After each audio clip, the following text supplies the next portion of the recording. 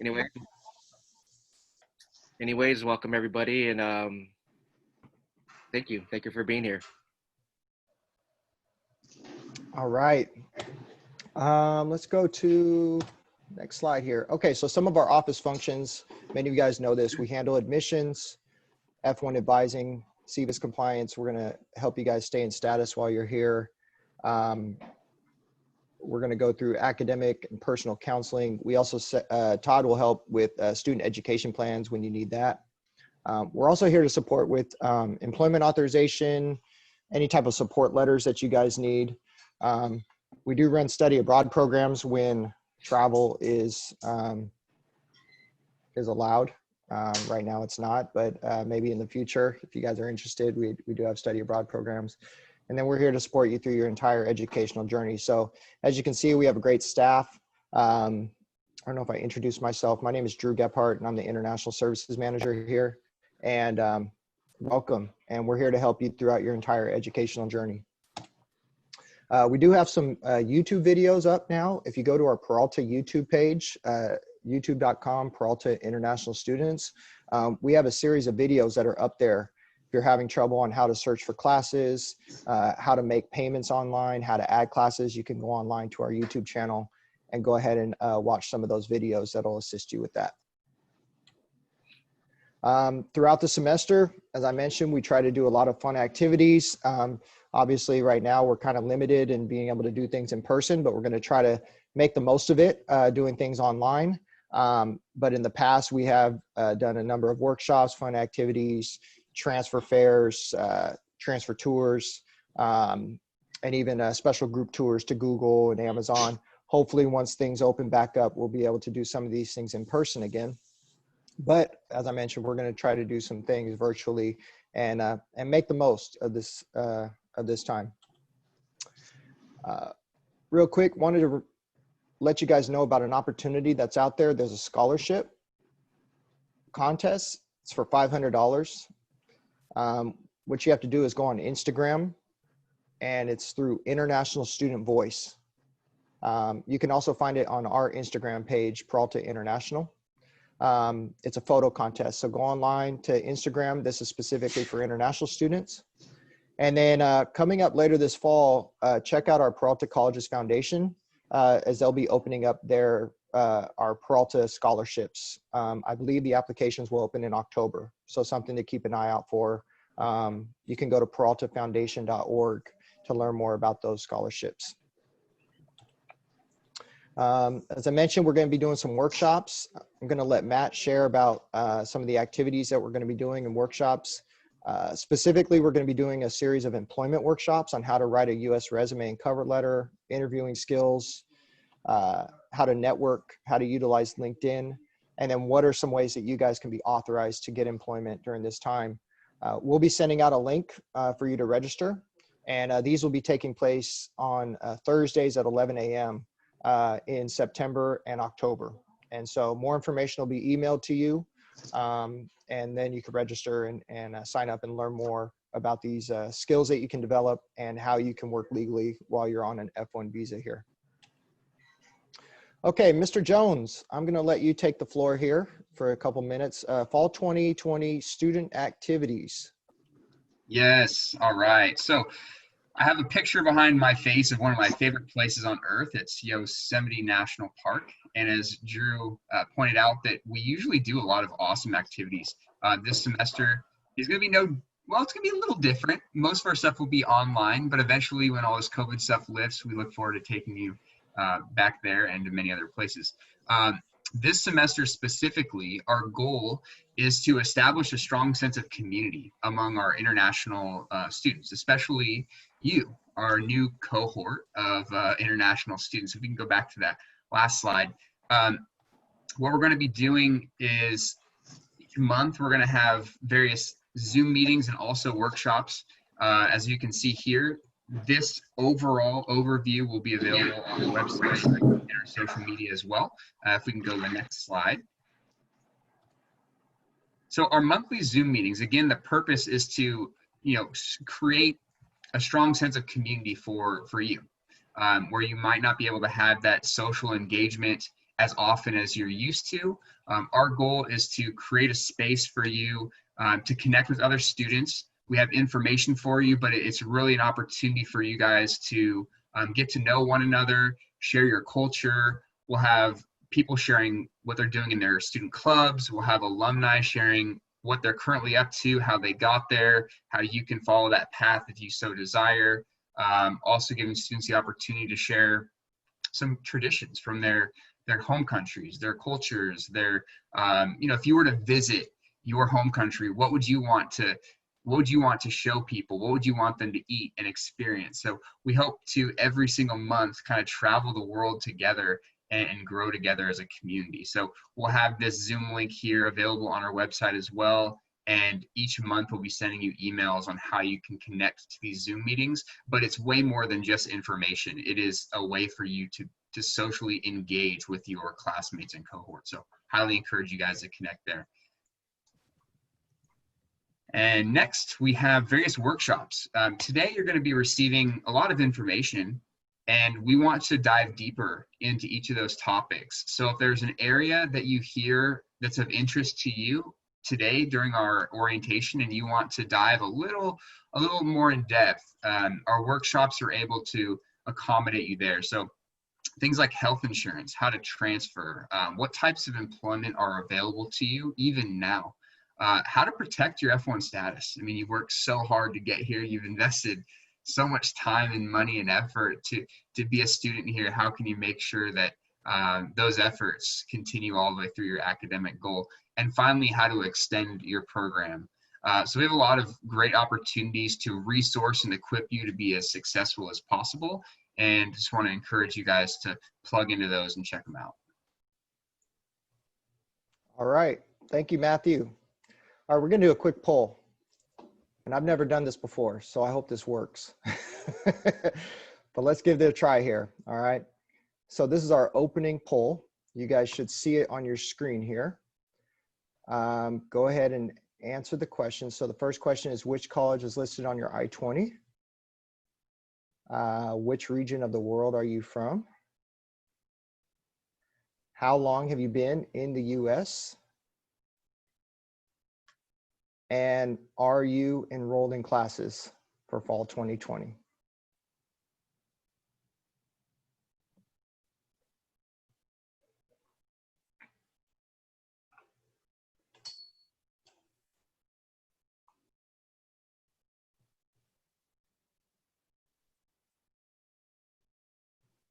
I'll leave the poll open for about another 20 seconds.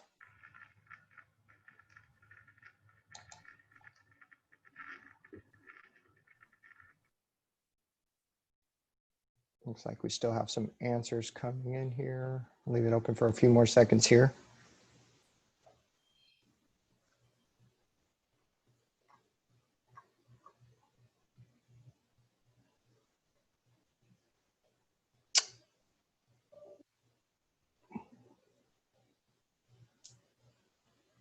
All right, I'm going to go ahead and close the poll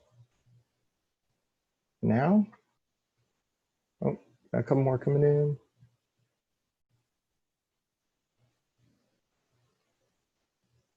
Okay, in polling. And let's share results. So you guys should be able to see these results. So majority of you guys, Berkeley City College students, 62%. South America, Southeast Asia is where most of our students are from. Now we have one student who's been here 1 to 6 months. The rest of you guys have been here more than 6 months. And then we have 73% that are enrolled in classes for fall 2020. So I have a prize for the student. Who's the one who's been here 1 to 6 months?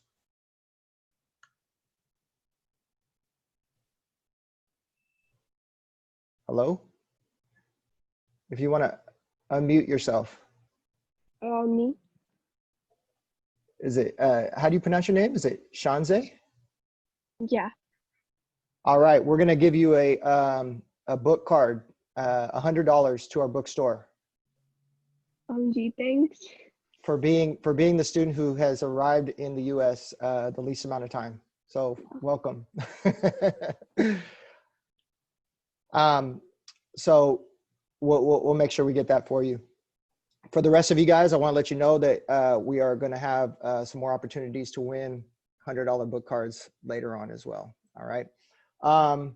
With that, let me go back to the presentation here, and we're going to move on with the admissions presentation.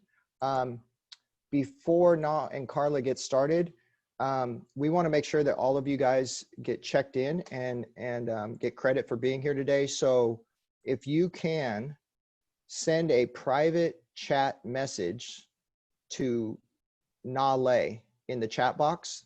Her name is NHALE, and send her your student ID number.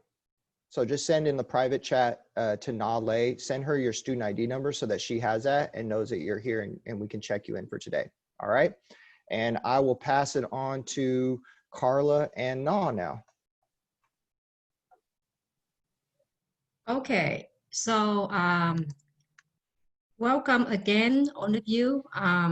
So this is admission team, and we want to give you more information about admission. We know that you have already know, and then a couple of you did enroll class already, but we would like to go through with you, so then give you more information, and then you can understanding correctly, and then we apply during your time at Peralta colleges. True, you are okay. So you will help me to go slide by slide, right, during our presentation. Yes. So the first thing that we want to introduce with you, that the 3 Peralta student account. During your studies here at Peralta colleges, you will be accessing the following online account. The first one is Peralta email account, and the second one is the Global Peralta System, which has been known as the GPS account, to handle any international related activity. And the last one is the Passport Student Center, will handle all of the academic and personal student account. We will go more detail on the next slide. So on this slide, we want to go more detail with you on the Peralta email account. It is very important to have access to your Peralta student email, as it is the main method that we and your instructors will use to communicate with you. To access your email in the same way as you have signed into the Canvas through the student portal.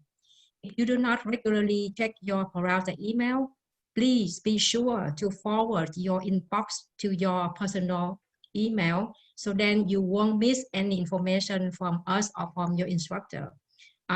Please do that more than use your personal email account since you become our student, so check that regularly.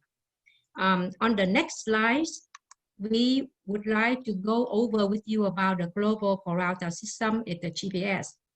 So this is the homepage of the GPS, which you are already familiar with since you have done your application. Consider GPS as your international student portal. We can go more detail on that on the next slide. So what can I do on the GPS? That is the very interesting question, and then it will be, you can find out more interesting when you go further and you understand more about the GPS. In this slide, we would like to bring you further detailed function of the GPS, which is also known as the Global Peralta System. And from there, you will learn how GPS is eligible for your future use. Besides, it is where you have submitted your international student application and complete the government required checking, as we asked you in the last couple of days to do that before orientation. And you also can submit a health insurance waiver records if you have already had one and you want to request to waive. So you can go to the GPS and then you can submit that. there are more options that you may qualify and benefit from, such as the CBT, the curricular practical training request, or the student activity and the workshop. Sign up when we have the activity workshop, we inform you, and then how you want to join, you can go to the GPS, you can create account. And the mentorship program or reduce course loads request when you cannot take full-time enrollment at the minimum of 12 units, or do the program extension request when you meet at the, when you want to extend more time in order to complete your course of study or your major. So, and then if you done with us and you want to transfer to the university to go further, or you want to transfer to another school, that is the transfer out process. Or you complete it and you want to go back home country, and you can do the departure request. So all of this, you need to contact with the international program managers at your primary campus. And then the OPT, when you've done and you would like to have 1 year working for to get more experience before you can get the real job. So you can contact with the international services manager at through GAPOP. So then they can help you with that. So beside admission, there's a lot more function that you can find out is really help you and then the benefit for. On the next slideshow, we want to go over with you on the Passport Student Center account. So this is another important account when you are here at Peralta colleges to handle all of the academic thing beside the GPS, to handle all of the related to your F1 student status. This is the login page for your Passport Student Center. And this is the same login when you will use when you enroll class, checking your grades, requesting transcripts, and paying your tuition fee. And this is also where you can edit your personal contact information, like phone number, email, or addresses when you move to another place. So be sure that if you have any change on your personal contact, please log in, update, and inform us. And we will update that on the service. So always keep your most or your current contact. So then we're able to contact with you when you need it. And the next one is the Passport Student Center account. So this is very important when you get into the Passport Student Center and then start to enroll. There are a couple holes. It show up on your account. So there are two types of the hole. That the positive indicator, and this one is the not prevent enrollment, and that will be included. The enrollment welcome, that is we say that the enrollment welcome indicator. You will want to schedule to meet a counselor at some point. And this is just a friendly reminder and welcome to our colleges. And we want to ensure that you are ready for the upcoming term. And that one is not prevent enrollment, but you need to contact the counselor, just ask for what class that you need to enroll, something like that, so then you can be sure that you enroll the right course. And the another hole, that the international student hall. And this one, you might need to contact our office, the DSO, because you might miss something that we need to contact with you. So if you have that hole, and you need to contact us. But then for all of you, I believe that it has been given up after you complete the admission. So then you're able to enroll class. Another one you can see with the red star on the slideshow, it just identify you are F1 student, and it will not affect the enrollment. The second one is the negative indicator, that the health insurance. This one, you have to pay the insurance before you're able to enroll class for the incoming term. if you have this hall, it show on your record that the BIS. That means you have to contact, you have to pay, you can pay the insurance first. And it takes around an hour to process. And then after that, this hall will be lift up and you'll be able to enroll class for the incoming term. If you have any question, you can save that on the, later on the question and answer, and you can ask us more, or you can put down your question on the chat room, and we can able to go furthermore if you have more questions. I would like to give my play to Carla so she can go over with you a couple more. Next slide. Carla. Thank you, Na. Good morning again. I did see a couple people coming in, so in case you missed the message that Drew had given earlier, if you are just coming in, please make sure you private message on the chat to Na your student ID number, so we make sure that you are counted for today's attendance for orientation. Again, send a message to Na and HALE in the chat, your student ID number. Thank you. All right, so I'm gonna go ahead and talk to you guys a little bit about your to-do list and what you need to do to prepare for the fall. I know a lot of you have been asking on how you're going to get your I-20, so I will be going over that. So your new student to-do list is, most of you guys have actually completed the government required check-in record in the global Peralta system, also known as GPS, but if you have not already, please make sure you log in to do that. If your contact information has changed, phone number, if you've recently moved to a different apartment here, make sure you update your address in the Passport Student Center. There's a self-guided placement. I know a lot of you have already registered for classes, but if you feel like you may need that self-guided placement, we'll be sharing the links to those self-guided placements shortly in the next slide. So you'll want to complete that if you need it. And then of course, if you have questions about the results, or if you have questions in general about what classes to take, or if you want to develop a student educational plan, you'll want to set up an appointment to meet with an academic counselor like Todd Shima.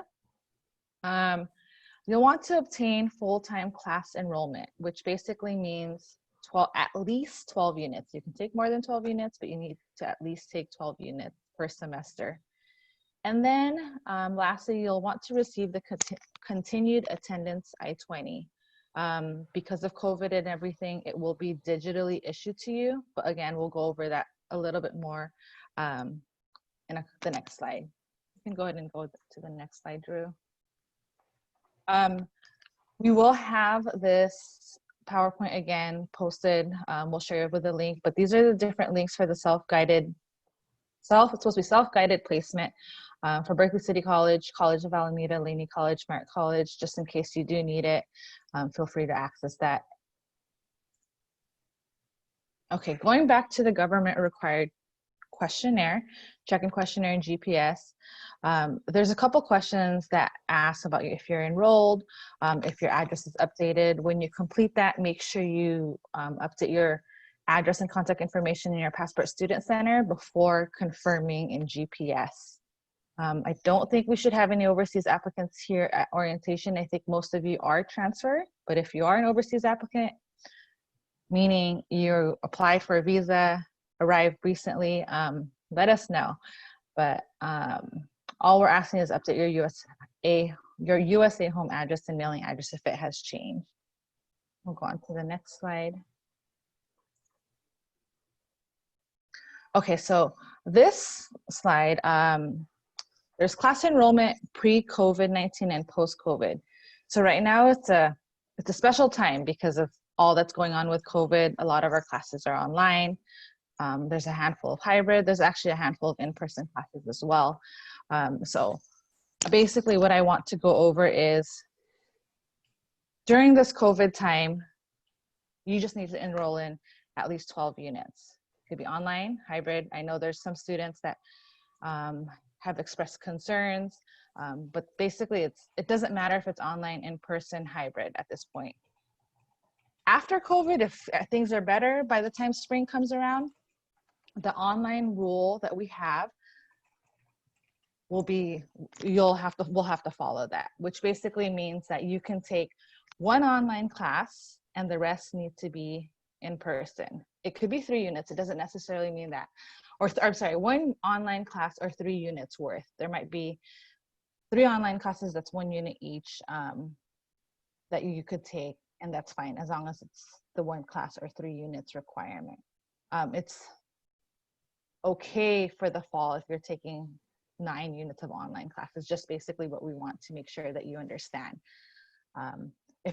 It could be a bit confusing, and if it is, feel free to reach out to myself or Na. That way we can explain to you further if you're worried about it. If you're unsure with your schedule, you can go ahead and move on. So I kind of already touched on this.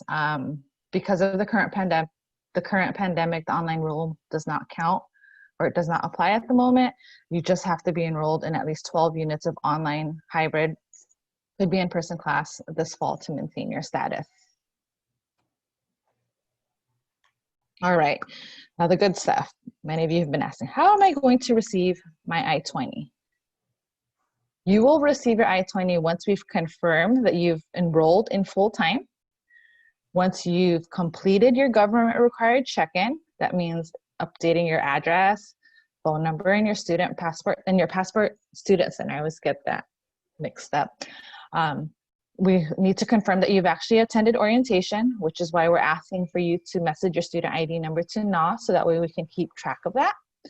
And then we need to confirm that your CBIS record has actually been transferred over to either BCC, COA, Laney, or Merit.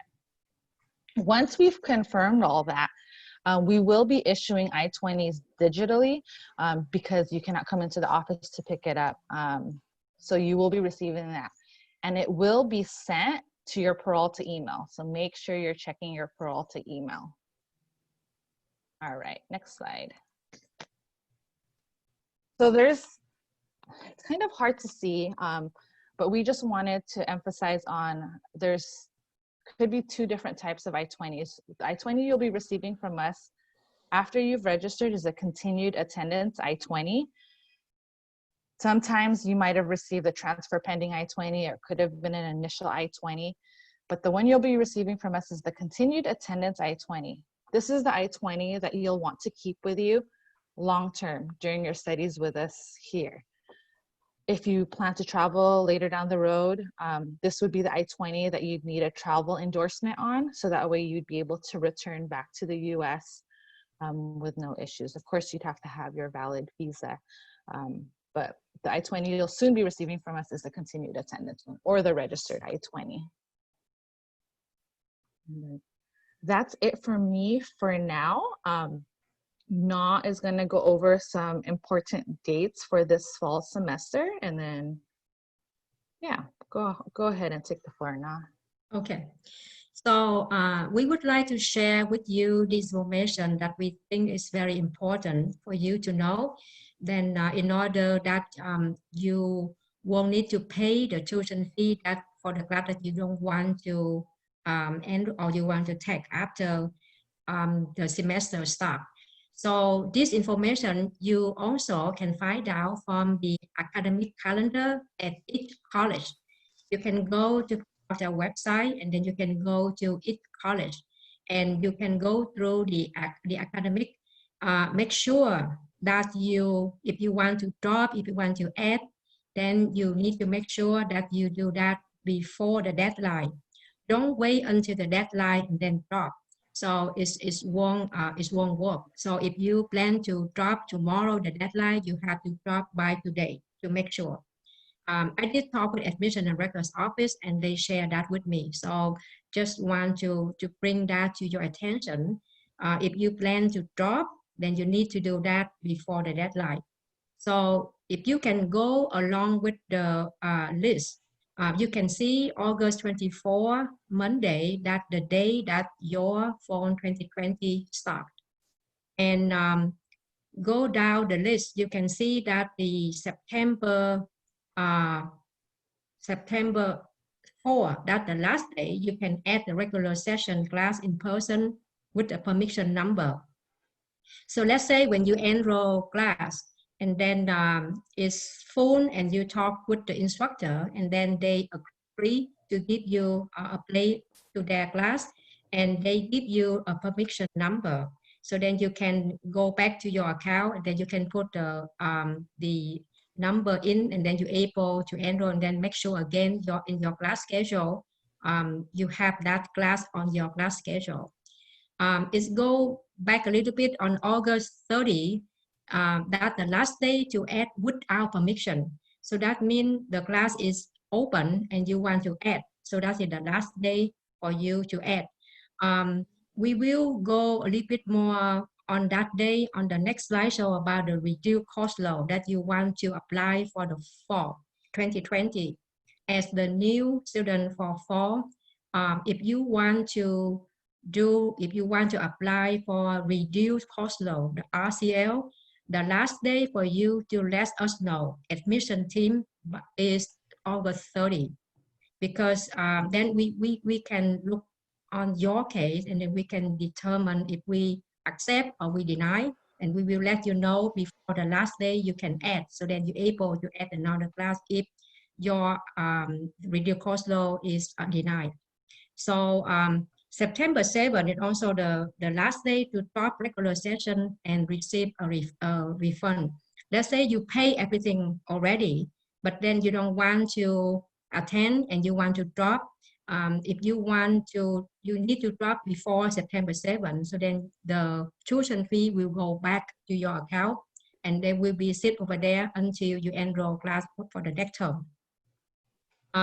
So September 7 is also the last day you drop the regular session classes without the W on your transcript, and then it won't show W if you drop before September 7. And it's also a holiday, not the Labor Day. On the next slide is continue important day.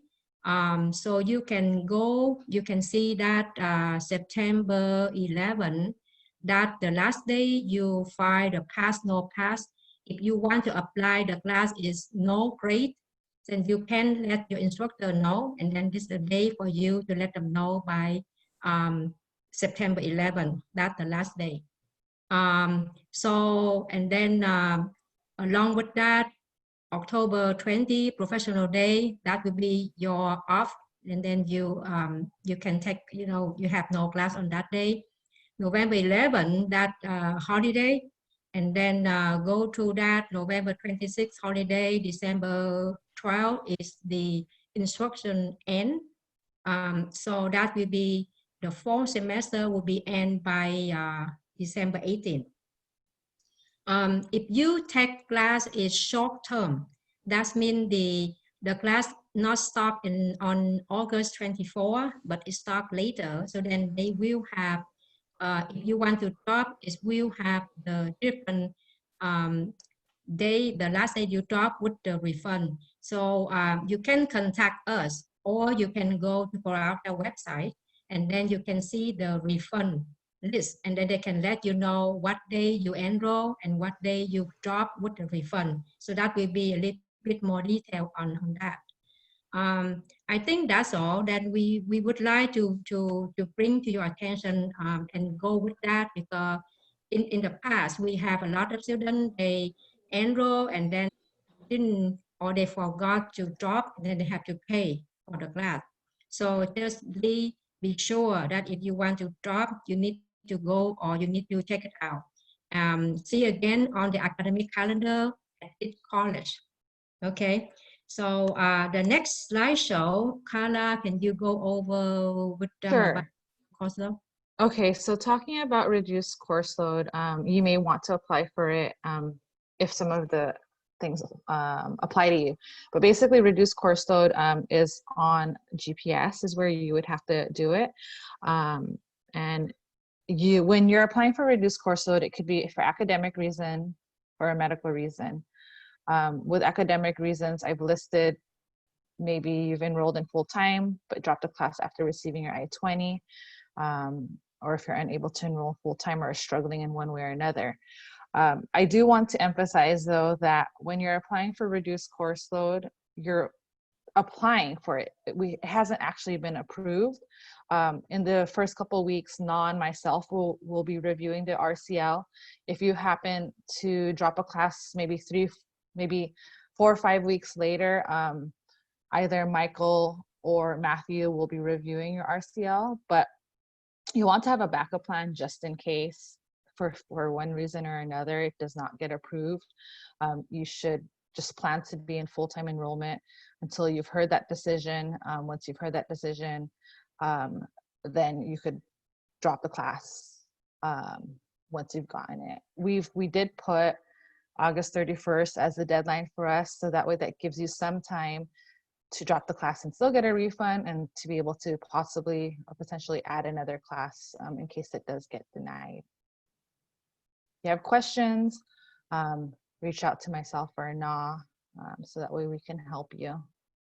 And then, like I said, we take care of you. I mean, we'll take care of you all throughout your educational journey, but admissions in the beginning will be helping students as you're registering. We'll be the ones issuing your I-20s. We track your enrollment, and then eventually managers, Matthew and Michael again, will be the one tracking your enrollment, making sure that you're in full time. So at some point or another, you'll be working with all of us. Thank you guys. That is the end of the admissions presentation. We can keep your questions coming. We'll answer your questions again later in the chat or in our breakout rooms. But up next, I believe, is Todd? Not quite. Not quite, okay. But yes, we're gonna move on after we do a quick poll, because I wanna see how many people paid attention. All right, so this poll is more gonna act like a quiz for you guys, okay? So let's go ahead, I'm gonna launch this poll now. And let's see how many of you guys can get these answers correct based on what you just learned. So first question, which of these is not one of your 3 Peralta student accounts? The second question is, what date is the deadline to submit a reduced course load request to the admissions team? Number 3, which hold on your passport student account will prevent you from class enrollment? Number 4, which online account can you update your personal information, such as home address, phone number, and email address? And then number 5, what system is Canvas used for? We'll give you about a minute.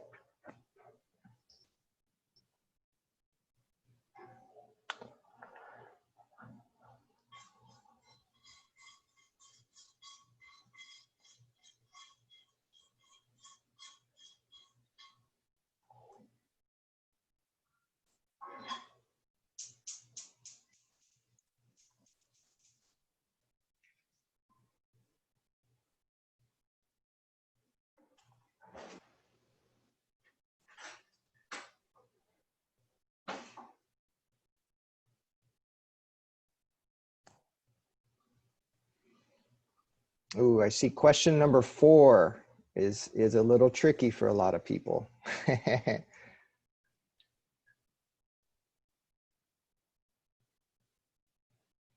All right, you got about 10 more seconds.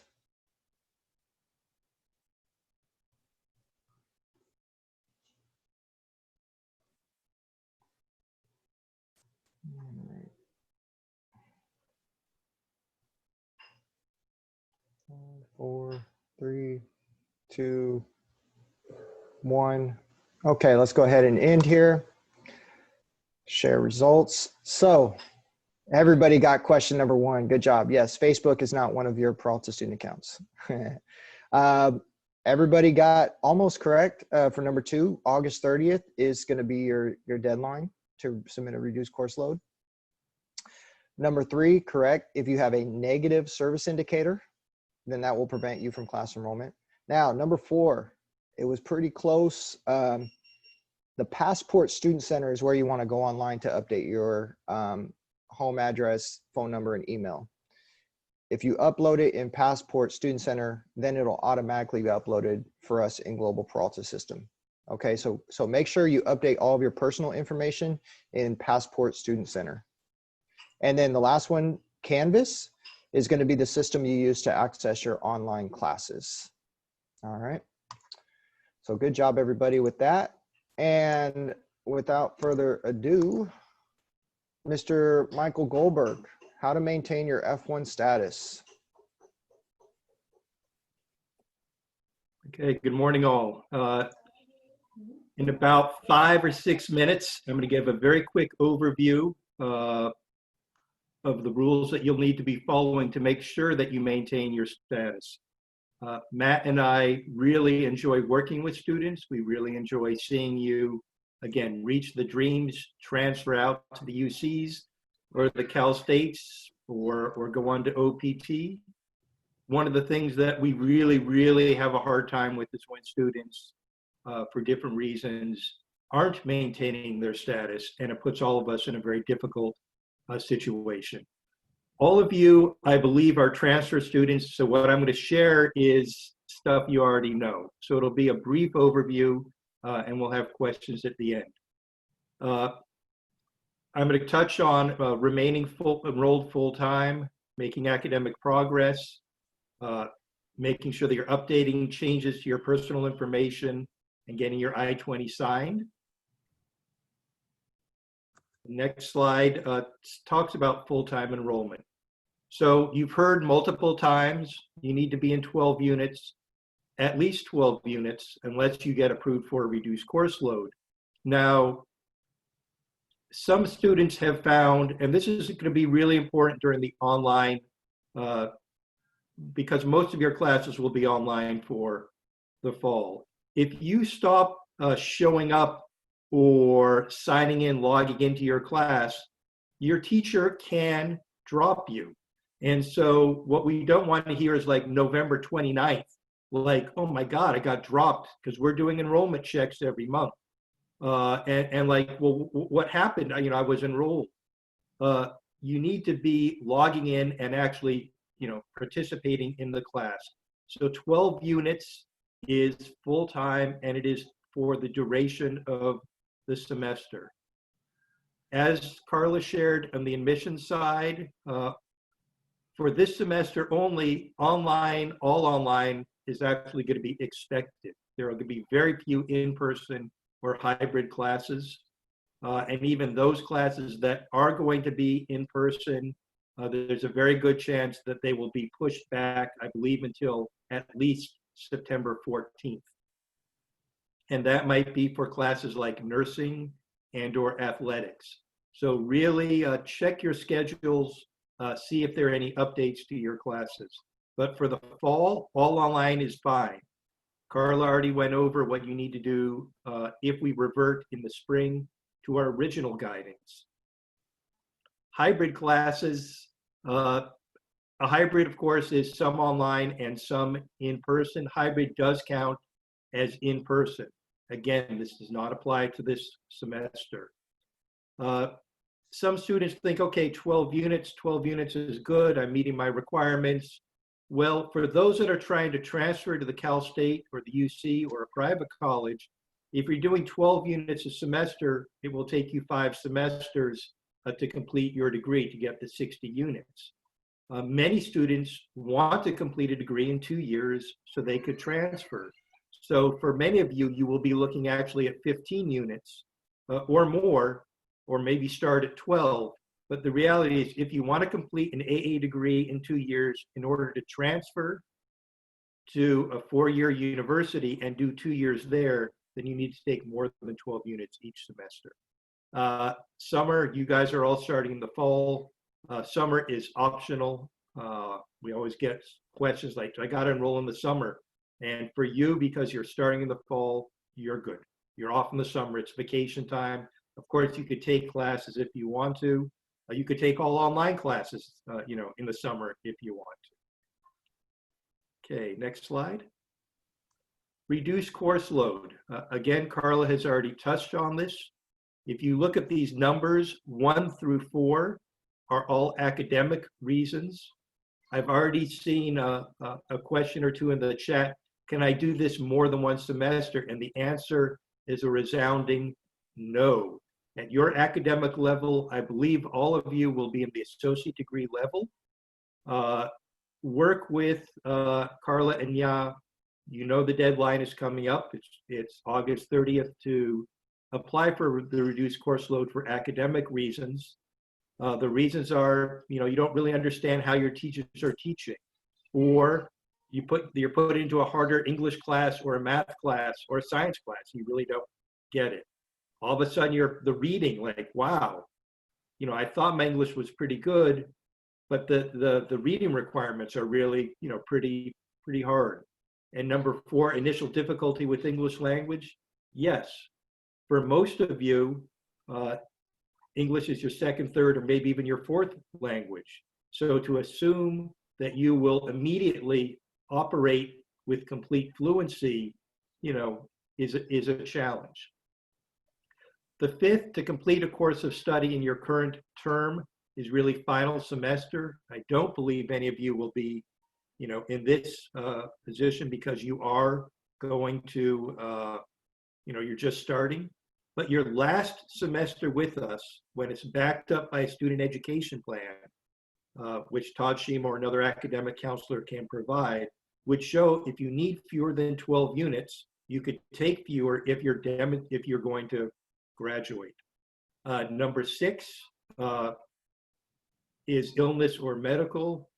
Of course, we hope you remain well. If something goes wrong, you're hospitalized, there's a serious medical or mental health illness that is making it difficult or impossible to study, reach out to Matthew or myself after, in September or October, and we can provide guidance. I don't want to go over all of the rules, but basically you get a letter from a doctor. It has to be a medical professional. We need to have their license number. Very few students need to use this because most of the time people remain well. The top of the slide mentions number 1 through 4. You can't go below 6 units if it's for an academic reason. So please don't come to us and say, yeah, I dropped 3 of my classes. It was just really too hard. I just want to stay in 1 class. That's really not going to work for your first semester. For number 6, though, for a medical, you can go to 0 units. And we'll cover that more later. Next slide, please. Carla has already gone over this. We need to know where you are and how to reach out to you. Sometimes students are changing where they're living or phone numbers, which of course is natural. Please go to your Passport Student Center and change your address, phone number, and do this within 10 days. This gets updated and does have to be reported to CVIS as well. We know many of you will be transferring, and we know in order to transfer, especially to the UC system, you're going to need to have a rather exceptional GPA, usually a 3.2, a 3.5, a 4.0. The Cal State University system, San Francisco State, San Jose State, Cal State East Bay, it could be, a little bit lower, maybe in the high 2s, but you need to have a 2.0 average to be making academic progress. If you go below a 2.0, which is a C, there will probably be an academic hold put on your account, which will make it, you won't be able to enroll until you get that removed from an academic counselor. If you're going below a 2.0, it means you're struggling in some way or you're really not attending classes. There is tutoring help. There's a lot of support. What you're going to find, if you're not familiar with American teachers, is that people here are happy and want to help you be successful in your program.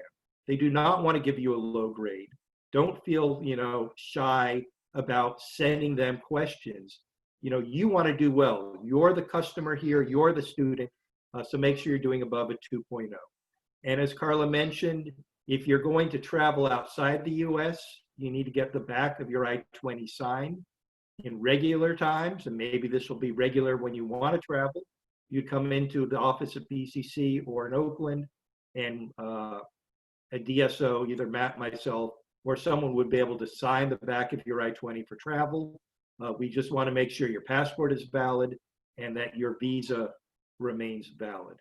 In the short term, if there's an emergency and you do need to leave the country, reach out to Matt or myself. We will do an electronic I-20 and get the back of your I-20 signed. Next slide. So that's it. It's very brief. Again, most of you, if not all of you, are transfer students.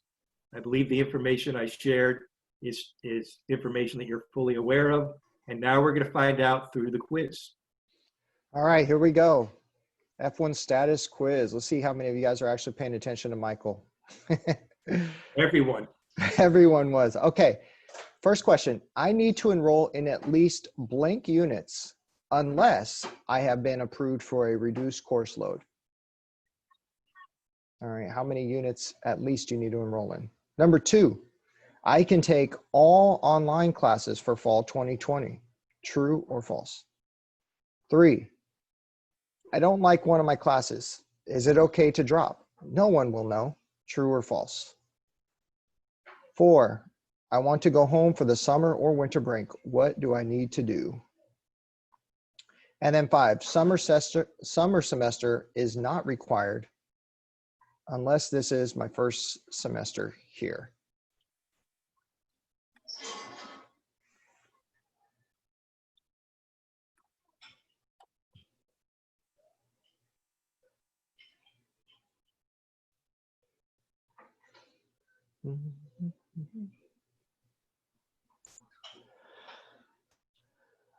We'll give it another couple seconds here, maybe another 10, 15 seconds.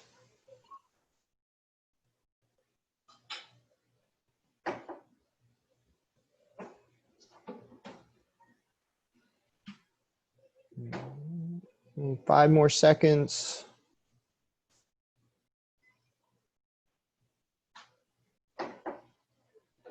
All right, let's end the polling and let's share these results here. All right, number 1, we need to enroll in at least 12 units unless you have been approved for a reduced course load, okay? Number 2 is true. Yes, you can take all online classes for fall 2020. Number 3, it is not okay just to drop your class if you don't like it. Make sure you're approved for a reduced course load first. All right, don't just drop a class and not tell anybody. And then number 4, if you want to go home for summer or winter break, you have to get the back of your I-20 signed by our office. And then the last one, summer semester is not required unless this is your first semester here. So that is true. So summer semester is going to be optional for all of you since summer is not your first term. Okay. All right, let's move on here. Mr. Jones is going to give us a quick overview of your Peralta student health insurance, and then we're going to take a break.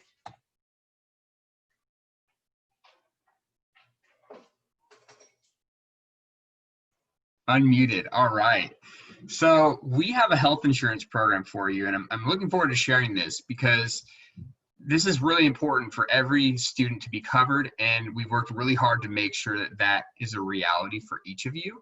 Our health insurance program covers you 100% in network, and we'll go more in depth as to what that means.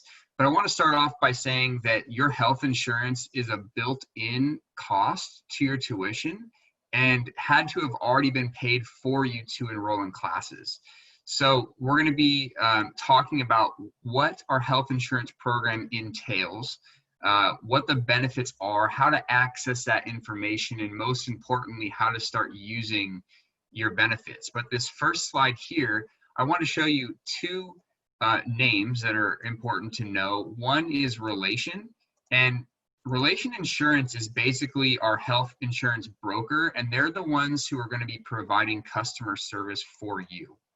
What that does not mean is that we cannot help you. We absolutely can help you. And if you do have health insurance questions, we highly recommend that you contact us.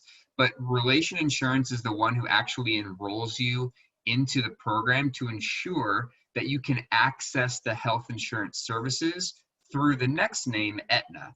Now, Aetna is a good name to know because Aetna is the network of health insurance service providers that you're actually going to utilize. So these are the doctors, these are the pharmacists, these are the mental health clinicians, all of the different medical professionals are part of this Aetna network. And it's a very large, very vast network that you can plug into, and we'll show you how to do that. But we'll go to the next slide to show you how this thing works.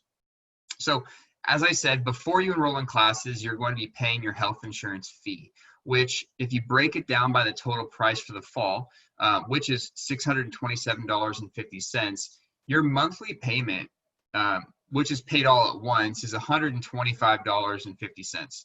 Now, that is probably a tenth of the cost of what is commonly charged to those with health insurance in America.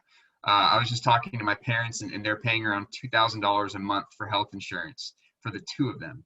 And looking at our health insurance benefits through Peralta, that it's over $1,000 a month. So the fact that you guys get probably even better coverage than most Americans have for a tenth of the price is incredible. But you do end up paying that fee before you enroll in classes.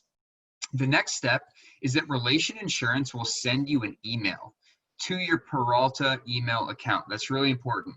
They send you an email to your Peralta email account, and in that email, you're going to have access to your health insurance card and the portal that you'll utilize to answer any of the questions you may have about your benefits. So that second one there is highly important to check your Peralta email. If you did not receive an email for whatever reason from Relation Insurance, please, please, please let us know, and we'll reach out to them and ensure that you're covered. Now, one thing that I did not include on any of these slides, if we can go back to that last one, is that your coverage lasts from August 1st until December 31st of this year.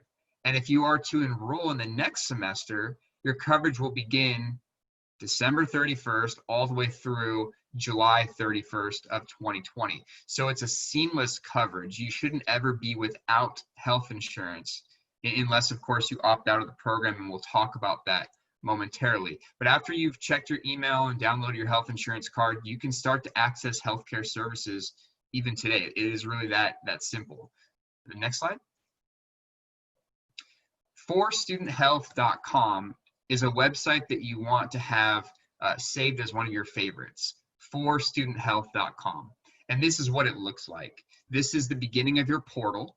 And I'm going to walk you through quickly how to get into your portal. But the next slide shows that there's 3 basic steps. You select, go back here a couple slides. You select your school here from the school organization drop-down menu, and whether it's Berkeley, Laney, Alameda, or Merritt, each one has its own specific portal. So then you select your plan, and there's only one plan to select, so that wouldn't be confusing. And then once you click view your plan, you'll see where it takes you on the next page. And so here would be your health insurance portal, and it's broken up. This is actually supposed to be stacked, like when you see it, it's a scroll, but this is how you can discover like what your plan benefits are, how to actually find a service provider. So there's a little doctor there on the right-hand side in a blue circle. And if you click on him on the website, it will help you find who the nearest healthcare providers are to your location. And you can get very specific about what type of provider you want to search for, whether that's a mental health clinician, an emergency room, an urgent care facility, a pharmacy. Everything you need is here in this portal. There's also information on how do you use this plan? You know, like how do I find the pharmacy that I need to fulfill the prescriptions that I have? What do I do if I used someone that was outside of the Aetna network? How do I process a claim? because we'll talk about it in a moment, but even if you go outside of our network, you're still covered at 80%, but stay in network to get that 100% coverage. That's what you want. So go to the next slide. And as I was briefly mentioning, your plan is covered at 100%, up to $250,000 per year. Now, you would have to have a lot of very significant health care issues to ever scratch the surface of a $250,000 benefit maximum. All that to say, it's sufficient. This is enough money to cover almost anything that you could imagine. Even the worst case scenarios, you'd be covered. That also includes 100% prescription coverage. Last year we only covered 50%. This year we improved that, and we're able to provide that at 100%. So great benefits to you. We'll go down to the next piece here. So everything's covered at 100% after you pay a copay. What a copay means, like, let's imagine you go to a buffet and the buffet costs $15 to get in. You pay your $15 and you can eat as much food as you want. So that's like your copay at a doctor's office. You pay a $20 copay, and then all of the services that you receive at your doctor's appointment are covered 100%. So that copay increases if you visit the hospital, and it increases even more to $250 if you go to the emergency room. Now, one thing I want to mention about the emergency room is to only go there if it's a life-threatening emergency. Because if you go there and it's not a classified emergency, they will see you, they will take care of you, but you'll have to pay the $250. Now, if it's an actual emergency, then they will give you that $250 back. That's the only copay that they're willing to refund. So it's a $20 copay to get into a physician. That's your regular doctor. You want to get a checkup or something like that. The hospital, maybe you broke your arm. Still not necessarily a medical emergency. You did break your arm. You need to get it reset and all that fun stuff and get a cast. That would be $50. Everything else is covered. Emergency room, maybe you're bleeding, throwing up profusely nonstop. Maybe like you have some kind of symptoms that you need to be seen right now. That's an emergency room visit. So they would waive that $250 copay if in fact you're admitted. So we'll go to the next slide.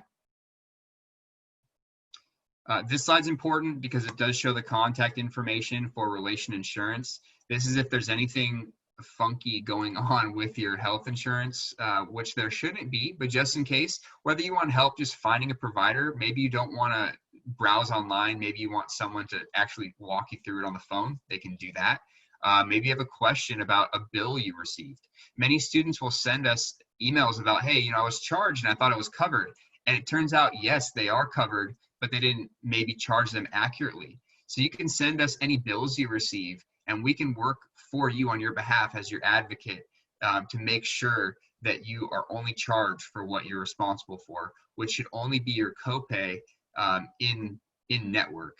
Now, I will say this is an accident illness plan. So if you just wake up and you're bored and you say, hey, I want to just go get some blood work done to see, hey, what's going on inside my body, that wouldn't be covered.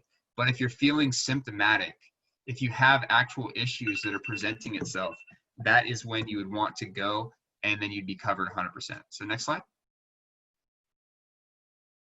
So finding a provider, I'm just going to have this available for you guys to see, but basically if you were to click that icon that I had already shown you guys, you can find all this information, but this is kind of the long way to do it.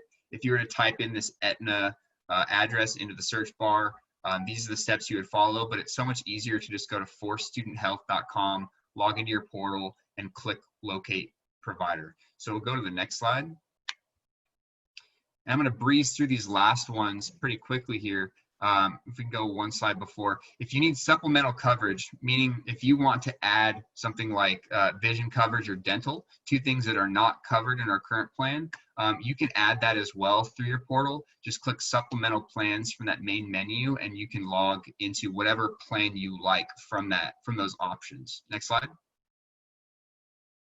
A health insurance waiver, if you want to go to the next slide.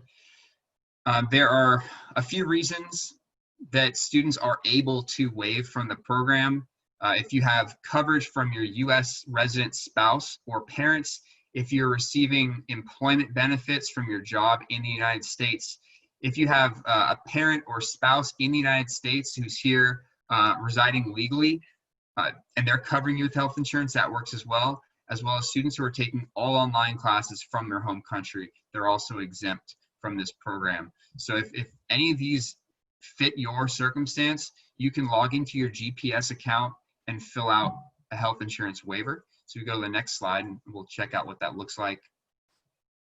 So this is just basically how do you log into your GPS account. And then once you're in GPS, you click current student processes. That's the center one there. And then one of the options on the right-hand side there is health insurance waiver. So you'd click that, and then you'd need to fill out, you know, what is it that you're requesting? Like what reason are you utilizing? And then you need to upload evidence that supports that reason. So if you're saying that you have employment benefits, we'd want to see, you know, some sort of evidence that you're actually employed and that they're covering you with health insurance, something like that. So go to the next slide and quiz. Okay, we'll do this quick quiz and then we're going to take a break. All right, here we go. Health insurance quiz launch. Okay, which email should I check to find my health insurance access information? Instagram, Facebook, Gmail, Peralta email. Which website contains everything I need to know about health insurance? forstudentinsurance.com, forstudentstuff.com, forinformation.com, or peralta.edu. Which copay is fully refundable? The physician, the hospital, the prescription, or the emergency room? And for which reasons can a student waive the health insurance fee? If you already have health insurance from your U.S. spouse or parents, you already receive health insurance from your employer, you already receive health insurance from your home country government, or all of the above.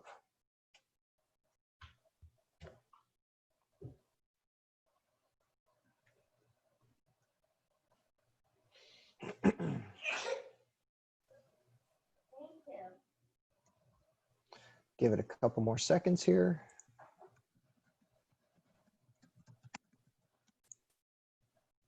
And we'll go ahead and end the polling. All right, so yes, number one, check your Peralta email. You should receive all of your health insurance access information there. Everything you need to know about your health insurance will be found on forstudentinsurance.com. The copay, which is fully refundable, will be your emergency room copay. That's the $250 one. And then all of these reasons you can waive the health insurance fee, all of the above, okay? All right, we are going to take a 5-minute stretch break. All right, so right now it's 10:16. Let's make it a 4-minute stretch break, okay? So at 10:20, we will resume back and we'll have Todd do academics presentation, okay? So 4 minutes, you guys can just stay logged in, turn your videos off, or take a minute, and we'll be back at 10:20.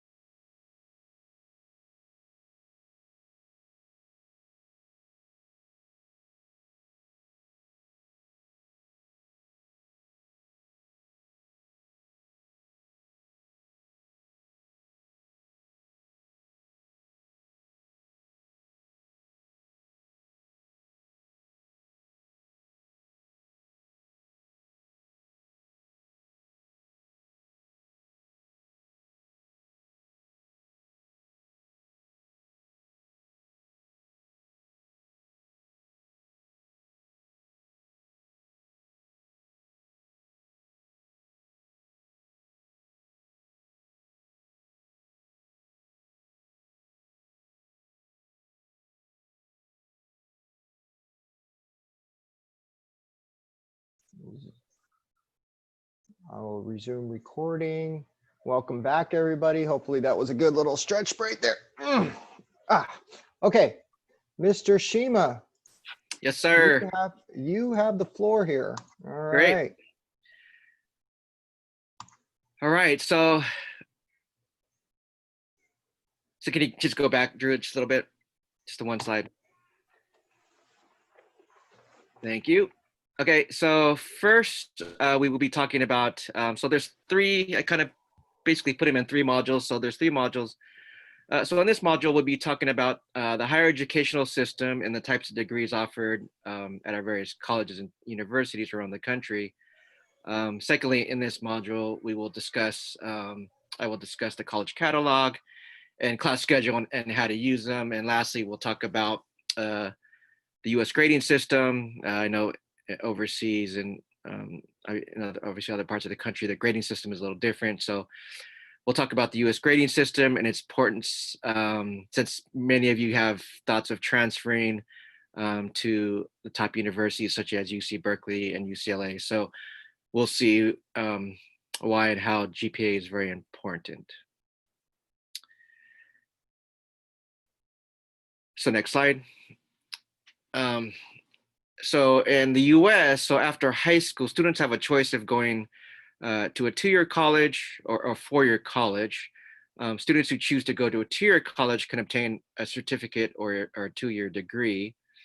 Usually a certificate program takes about 1 year to complete. A two-year degree usually takes about 4 semesters, 2 years to complete. So now some of you may ask, of course, can you make the transition from a two-year college to a four-year college? And I think many of you know that answer is, many of you are transfer students, so the answer is yes. So if you meet the necessary requirements to transfer to for university, you will probably spend the next 2 or 3 years achieving a bachelor's degree, such as a Bachelor of Arts or a Bachelor's of Science. So after the bachelor's degree, you can go on to a master's degree. Master's degrees usually take about 2 years to finish and tend to be career-oriented types of degrees, such as the MBA, a Master's in Business Administration, for instance. And lastly, students who wish to pursue a career as a professor or researcher, they move on further to receive their doctorate or PhD. Doctorate degrees usually take about 5 years to complete. Next slide. So this is the college catalog and the class schedule, as you can see. The college catalog describes the courses, academic programs, and services for each college that are planned for each of the academic years. Most of the policies, regulations, such as orientation, advising, counseling are described in the catalog. And each student is responsible to becoming familiar with this information. So I know if anybody's seen the college catalog, and even in PDF form, it's many pages. So again, we are here to help you, for any questions that you see in the catalog. Yeah, it is sort of like your, I guess you want to just kind of say your Bible for college. If you look at the class schedule, offered, all classes offered by the college are described, including information, the unit value. So as you can see, if the class is transferable and its prerequisites. Peralta College's class schedules can be found at peralta.edu and are published before every new semester and also available in PDF form. Includes a list of classes to be offered during the next term, registration and enrollment procedures and dates, general information and important dates, including refund deadlines, as was discussed earlier. Okay, next slide. So before I even start this portion of it, it's going to be a lot of information. So again, because many of you are transferring to four-year colleges, and we're looking at those, as Michael Goldberg had talked about, UCLA, UC Berkeley, for instance, Haas is, 5-6% acceptance rate. So ultimately you're looking at a 4.0 maybe having a 1B in a class. So in this section, we'll describe or I'll talk about the U.S. grading system and so what that entails. So the U.S. grading system places value on a unit, a grade, and a grade point average. A unit is a value that indicates the amount of credit given to a class. It reflects the amount of time required for class attendance. 1 unit usually equals 1 hour of lecture or 2 hours of lab each week during a college term. Grades and letter grades earned in courses are converted into points. So as you can see on the left-hand side, the top left where it says grade, you'll see the grading, the grade, the units, and then the grade points. These points are multiplied by the units for each course in total. So the GPA is the total number of grade points divided by the total number of units a student takes each semester. Students are expected to maintain a GPA of 2.0 or better in order to maintain their international student status, which was said multiple times today. So grades you commonly see, if you look on the right-hand side, is A, which is excellent, B, good, C, satisfactory, D, passing, and F, failing. Other grades you might see include W, which is a withdrawal. I know many of you are transferred in, maybe the experience is actually in the spring, so EW, excuse withdrawal, CR/NC, so a credit or non-credit, and we'll talk about that as well in terms of universities, how many units they will accept as credit or non-credit, or if not at all, even some of the classes are not credit or non-credit, and most of them are graded, but we can also talk about that when we have our counseling sessions. And the I for incomplete, and we also can talk about the I as an incomplete and what are the procedures and steps to have in terms of the incomplete, that can be changed to a grade. So A, B, C, D, well, hopefully not a D or F, but an A, B, or C. So yeah, again, if you do have it happen to come into getting an incomplete, if you don't understand the process, obviously, please come talk to me. So what you need to know about the grade of W, that it doesn't count towards the required full-time international student status. So let's say, for instance, if you see the ESL 252, if you look on the left, the official grades, and you're looking at 263 and you're looking at 265, let's say that's the 13 units, but let's say you get a W in ESL 265, well, then you only have 10 units. You don't have 13 units.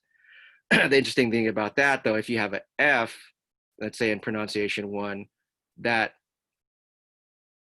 in terms of being an international student, it counts as units. Academically, it's a failing grade. So that it's really sort of two different things. And that, again, we could talk about that and how to remove, not necessarily remove the grade, because the grade will still be always on your transcript, but remove the grade in a sense to transfer from a 0 units or 0 grade points into a positive grade points or positive units, which is repeating the course or academic alleviating the class. And again, we can talk about that as well. So grades of F, CR, like I explained, I and C counts towards a full-time requirement.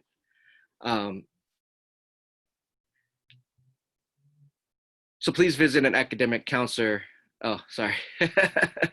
So just one more thing when we talk about the grades. Actually, sorry. Yeah, sorry, Drew. Can you move on? Sorry. Yeah, great. So time commitment, units, and homework. So before choosing the number of units you want to enroll in, so of course the minimum is 12. I have students that, and the maximum units actually is 25. And so students actually have also done that. So within the range of your 12 and 25, you want to look at that carefully in terms of units and homework. So for example, classes like Math 13, Introduction to Statistics, and Math 1, Pre-Calculus are 4 units. So that means you need to spend about 12 hours a week total on the course. If you're looking at 4 hours in the class and 8 hours of homework. An ESOL, a reading and writing class, for instance, is 6 units. So which means it'll be about 18 hours a week total for the class and homework. So 6 hours in the class and 12 hours for the homework. And so obviously very important. We're probably going to say this more than we've had said this more than once, and we're going to keep saying it, that expect in order to be a full-time, you must maintain a minimum of 12 units for each fall and spring semester. Okay, next slide. So this module will talk about the Student Educational Plan, or SEP, so I'll refer to it as SEP, its benefits and its importance. As well, you'll be learning about the different degrees and pathways towards reaching your educational goals. Okay, next slide.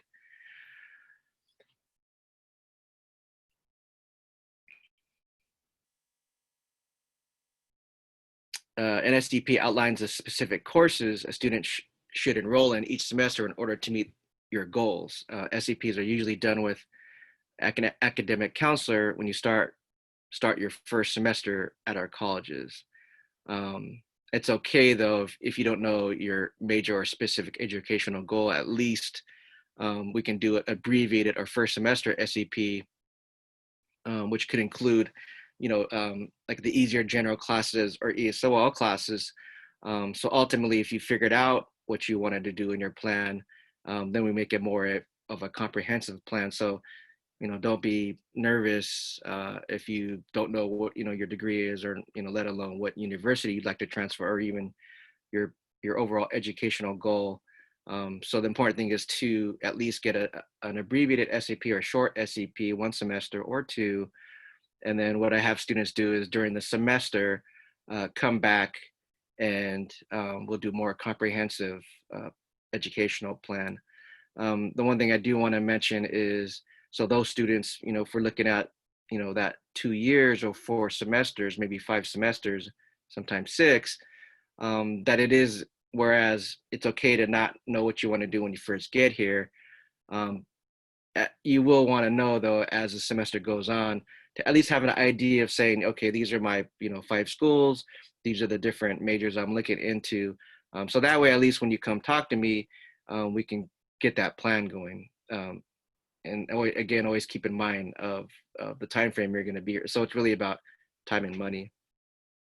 So what are the benefits of SEP? So SEP provides students with specific requirements for their major and transfer work, while giving them an exact time frame for graduating. So if you look at the left-hand side, this is just for example, the student wants to do computer programming.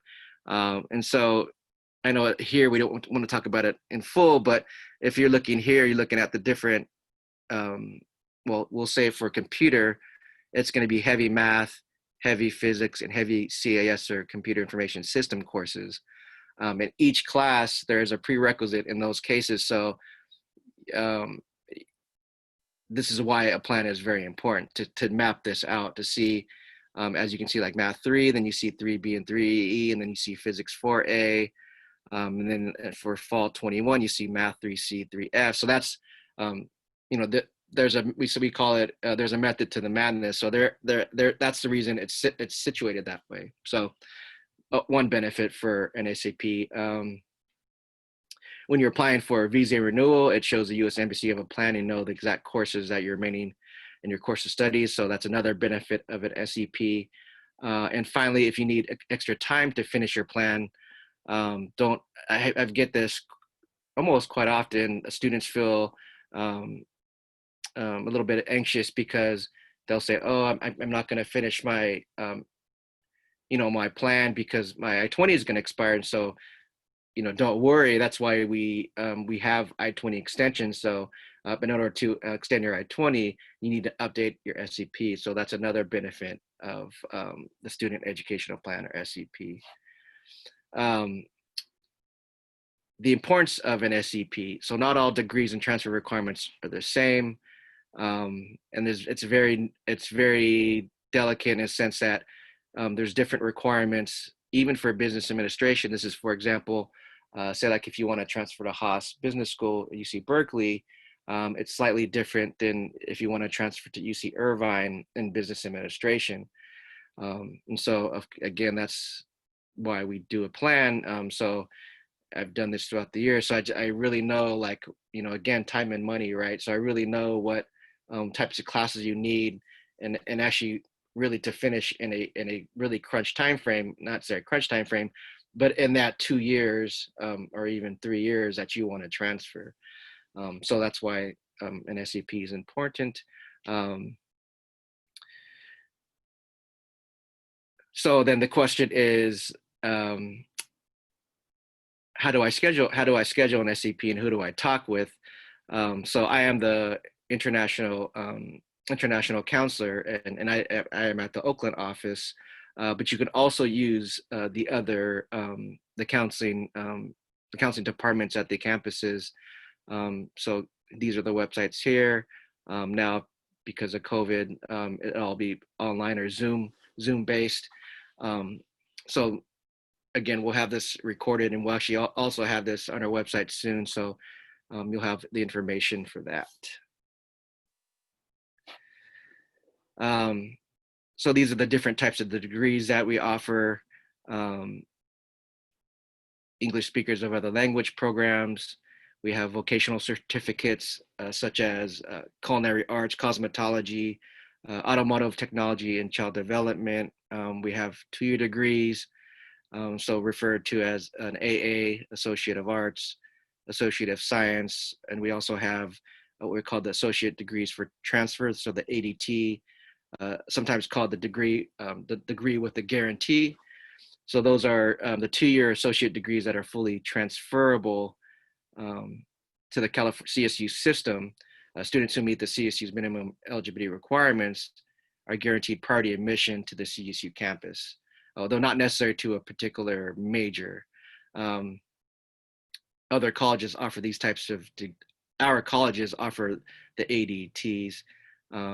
Transfer preparation include taking the general classes and the major courses for 60 units for the first 2 years in our colleges. So after you have completed these requirements, you are eligible to apply to a full university where you finish receiving remaining coursework, finish the remaining coursework and achieve a BA, Bachelor of Art or Science degree. Next slide. So these are, we're looking at, there's many tips for success. Obviously there's plentiful tips, but in this slide I've included 12 of them. So just for sake of brevity, so don't just use this as the Bible, but these are important ones that I felt that were important. So one is registering for class early. Meet with your academic counselor to make sure you have your plan current. Reason for registering for classes early is because classes such as English composition, I see the biology classes and anatomy and physiology classes literally fill up like the first week or two. And math classes also fill up really quickly. And these are the core classes that most students take. So which is why probably ideal to, if you're going to do a plan, probably after the add drop dates, in between, maybe in early September, mid-September and October would really be a good time, since most students are going to be enrolling in classes probably, if you're looking at the fall semester, for the spring semester, sometime in November and into December. Number two, practice time management. So this is very, very important, and I have to even practice this myself. I'm teaching 2 online classes at another districts. If you are taking, it goes back to taking those multiple units, 12 units, 15 units, 18 units, and looking at those hours of, spending outside of the class. That time management is very, very important. Get on the wait list. So I know, again, it's in a lot of countries, students are given their class schedule, and this is here you go, and this is what you're going to take and what time. Here in the States, United States, if classes become full, meaning like their enrollment is full in the class, you have the ability to get on the wait list. Now, the wait list is not a guarantee to get into the class. So again, another reason why to practice number one. But let's say, it just fills up quickly. Get on the wait list may help. And it really just is going to depend on the instructor, whether they let everybody in. Usually there's like a 13 positions on a waitlisted positions. So what I always sort of say is like the one to two or three have a really good chance, six, in little ways pushing it, and then you get six or more. What I would do is have a second option for class, or maybe having a two or three option for classes. But once you get on the wait list, once you get in the class, go back to your passport, go back to the class, and you'll see like a little checkbox where you would, you see a box with a wait list. The teacher will give you a permission number, so you type in that number there, and just go ahead and click, and then you'll officially be enrolled into the class. Number 4, arrive to class early. Try to arrive at least 10 to 15 minutes before class. If you miss the first day of class, the instructor might give your spot to another student. So I haven't really heard about this, but but definitely if you're not in the first day of class, the instructor may drop you, and that may make way for students coming out off the wait list, or students who are trying to add the course. So very important to show up to the first day of class for sure, but also arrive early to the class. Number 5, read the class syllabus. So the syllabus is really your contract for the class. So what's included in the syllabus is the instructor's policies around grades, assignment, expectation, and attendance. So very important. When it goes back to those grades of I's and W's, or even thinking that maybe the grade that you've gotten wasn't acceptable, that's why having the syllabus, like keeping the syllabus, nowadays we keep it on our computer, so it's not a thing, but that's why it's another reason important to have the syllabus, because when you come to me and you have those kind of questions of you got a grade that you didn't deserve. So what I always say is go back to the syllabus and go back to your assignments, because on the syllabus is where you're going to find that contract as far as these are the grades, these are the weights of the grades, whether it's an assignment or whether it's to test. So another reason why to be really informed of your class syllabus. Another thing is get to know your instructors. I myself, I guess when I was in college, it kind of, that is in a way was sort of cheesy of like, well, why do I need to know my instructors? But as I got into my later years in college, into even my grad school, that it's very important to know your instructors, to build a professional rapport with them. And in so many ways, it helps you with the exams, it helps with papers, essays, if you need a letter of recommendation. So, all these reasons are important to get to know your instructors. And it's really just sort of human instinct where, as an instructor, you see that face all the time and you hear that face all the time. It's like, oh yeah, that's that student. Oh yeah, I remember this student, right?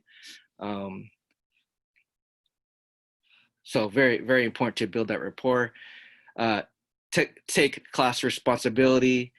So attend every class. If you're going to be absent, like say for a doctor's appointment, that's okay. Just send your, the professor an email reminder.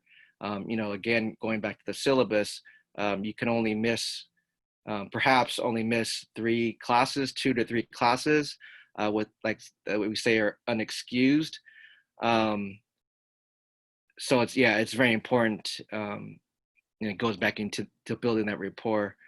And number 8, build accountability. But what I mean by that is avoid any misconduct that may result in disciplinary action, which includes such as a failing grade or really getting expelled. I haven't seen that often, but I have seen failing grades.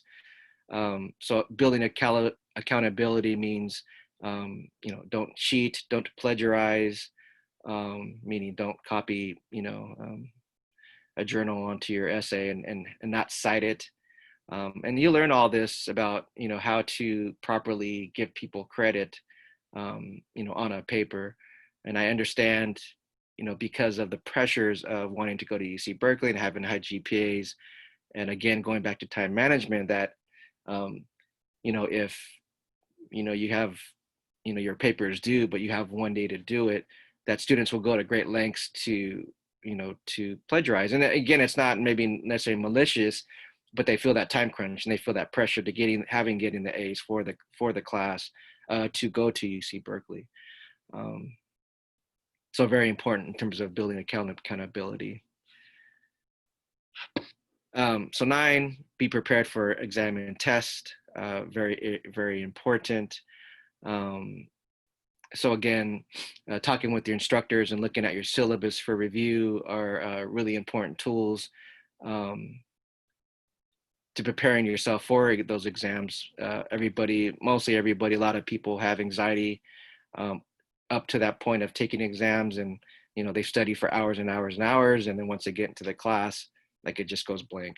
And so there are ways to prepare yourself to get better grades and to be actually better prepared for those exam and tests. Number 10, value yourself. I know we don't hear this too often. We're really, all of us are on the go, and we're going really fast, and pushing ahead to try to get those good grades and such. But you come a long way, from your country, into the U.S. to achieve this goal, and I commend you for that. So there's even a lot of value in that. A lot of people don't even leave their countries, let alone, their neighborhoods. So that your value is your resilience. So there's something about not giving up or quitting when faced with your challenges. So those challenges, so by accepting those challenges is just by being here. So value yourself. Number 11, have a positive attitude and stay focused. And I think a lot of students that I've come across here who, again, because they want to transfer, really have no issue with that. But just want to remind everybody for that.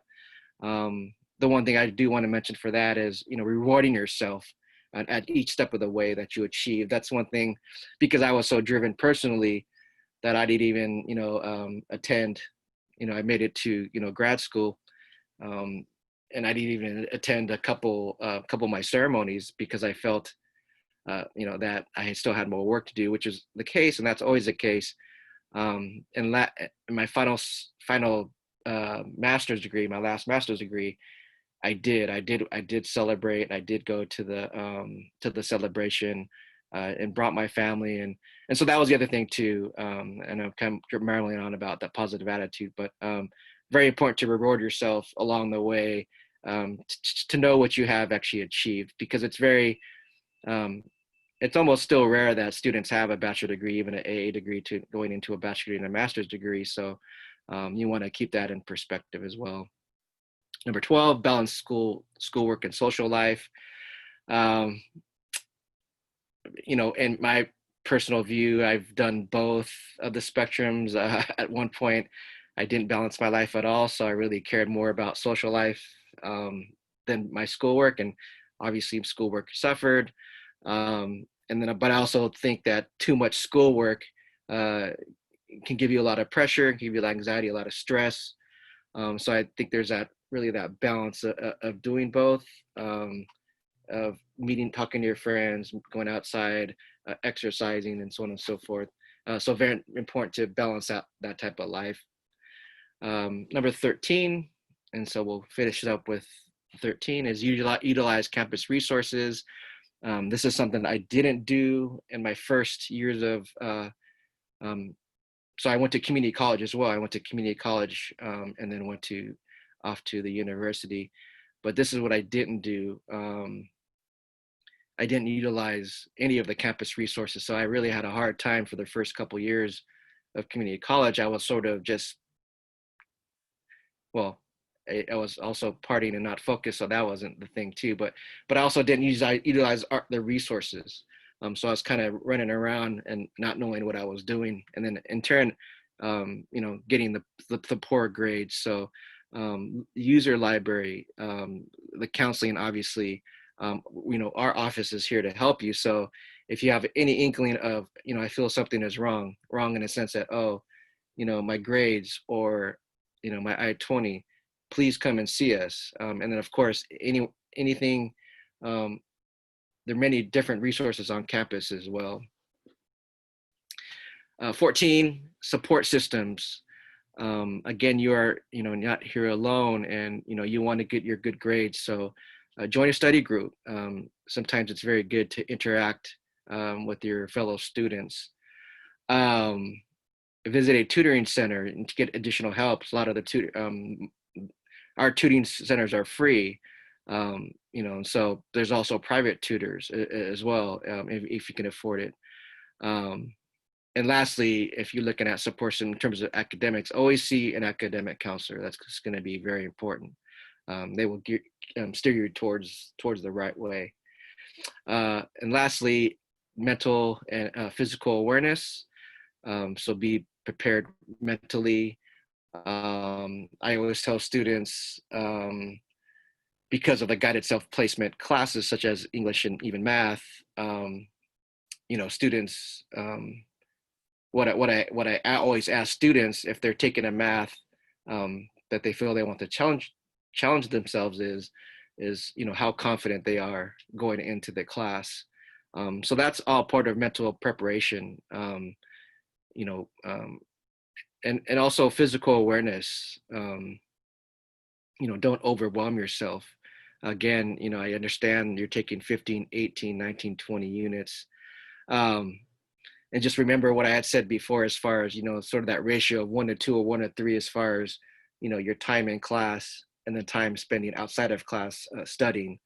So that's part of that mental awareness. Also considering your study and homework habits, when are you most productive? Are you productive in the morning? Are you productive at night? So kind of knowing that is very important as well. And lastly, physical awareness or physical preparation includes, maintain a good sleep schedule, exercising, even having a balanced diet. That actually helps with the mental preparation as well. So again, there's many more tips, but these are 15 that I felt were, important to discuss, at least, in this orientation. And yeah, if you want more tips, of course, come and see me. So that's my portion of the orientation. So thank you. Thank you, Todd. Yep. Thank you for that counseling session for all of us. Yeah, sorry. That's what happens when you talk to me. Yeah, it'll be a counseling session. Thank you, Master Shima. All right.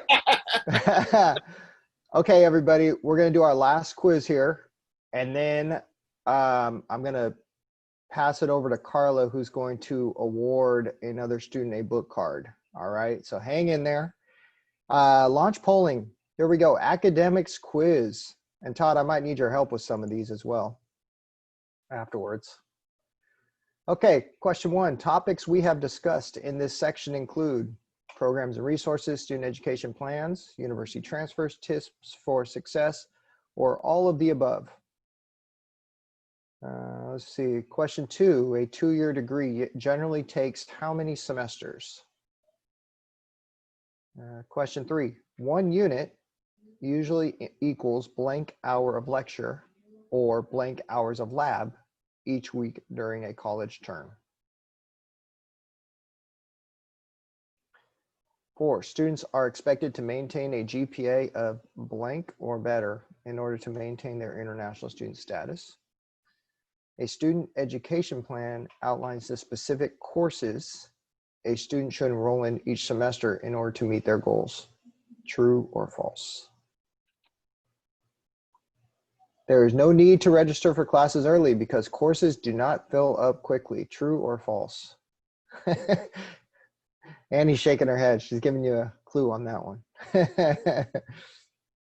And last one, in order to be a successful student, it is important to stay up all night and study, be late for class, balance school life, balance social life, or both 3 and 4.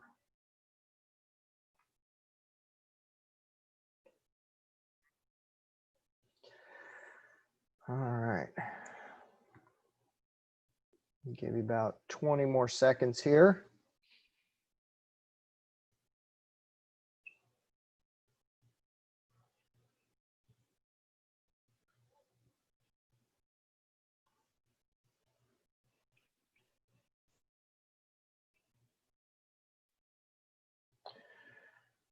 All righty, let's go ahead and end the polling here. Thanks for everybody who went through that. Okay, number one, yes, we talked about all of those things, all of the above. Correct. All right, a 2-year degree generally takes 4 semesters, but remember, that's only if you're taking how many units, Todd? About Yeah, you're going to be taking, if you're looking at the transfer 60 units, I mean, of course, you do the math on that. So it has to be, well, I don't want to say it has to be, but you're looking about 12, and it such varies, but 12 to 16 units to get Yes. that 4 semesters. All That right. now that 12 units would be including summer, the All one right. summer session or 2. And then 1 unit usually equals 1 hour of lecture or 3 hours of lab each week. Okay. Correct. You are expected to maintain the GPA of 2.0. Okay, a C grade average is is the minimum what you are required. But of course, we want everybody to be in the 4.0 student. 4.0, 3.0 range. Yes. Okay, student education plan, right? We all want you guys to get one so you can know what classes to enroll in each semester. You do need to register for classes early. All right, they will fill up. And in order to be a successful student, we want to make sure you guys are balancing your school life and your social life, okay? So take time to take care of yourself physically and mentally, all right? I'm gonna pass it over to Carla really quick. She's going to make an announcement. Thanks, Drew. So we did a raffle on those students who completed the government required check-in. And you do have to be present to win. And I believe the person we picked is present. The winner for another book card is Eugene Lee.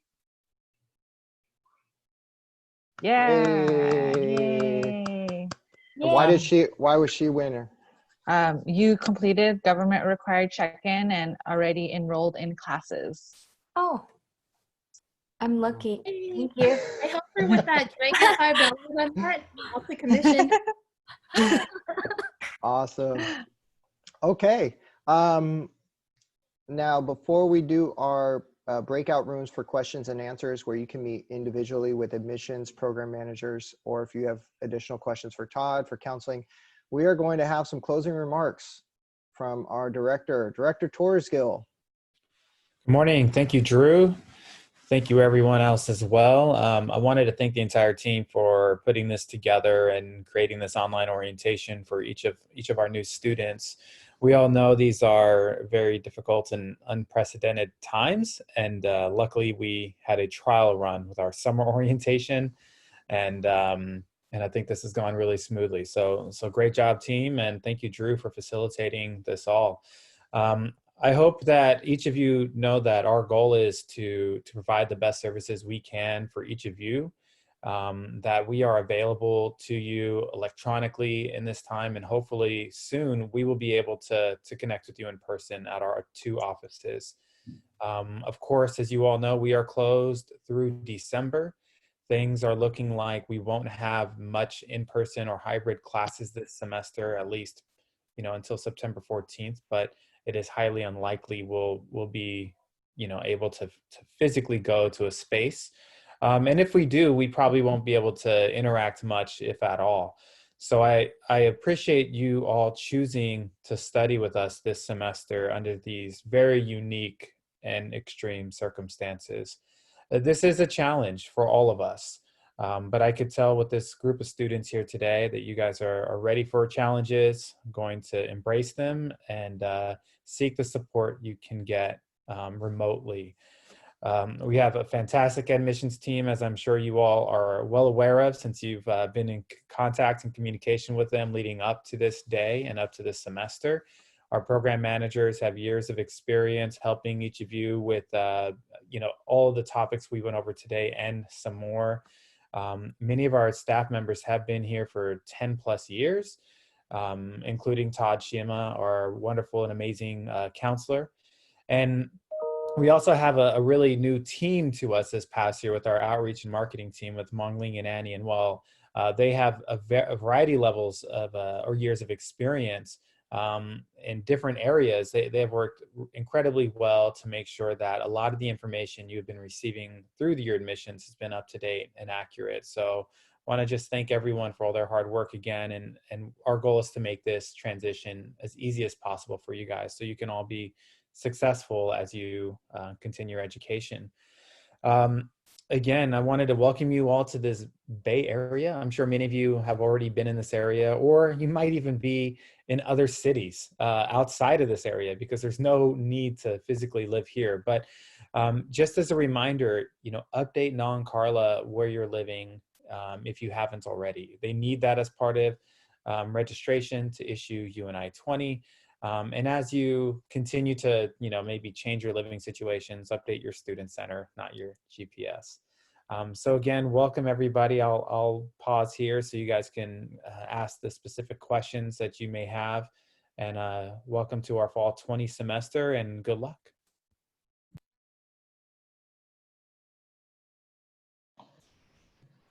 Thank you so much, Thomas.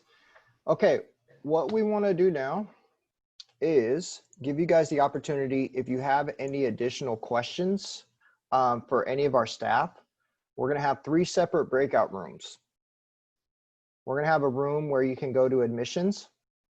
And if you wanted to follow up with Nale and Carla David, they can answer your questions about registration, student accounts, or I-20s, or anything else that they presented on that you need some more clarity on.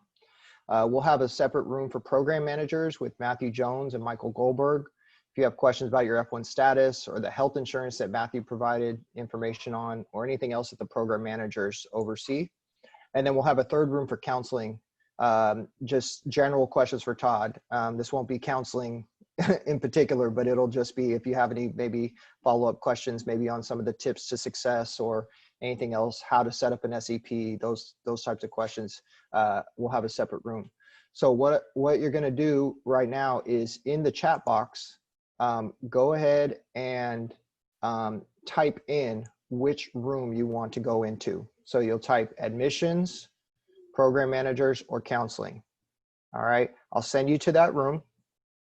And then you can always come back here to the main session and go to another room. So you're not going to be stuck to that one room only. Okay, so if you want to go to admissions first and come back, then I can send you to counseling afterwards. Okay, and we'll keep these rooms open probably for only about 15-20 minutes tops, because then you'll be able to set up time with people afterwards. All right.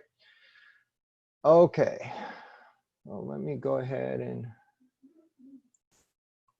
try this out.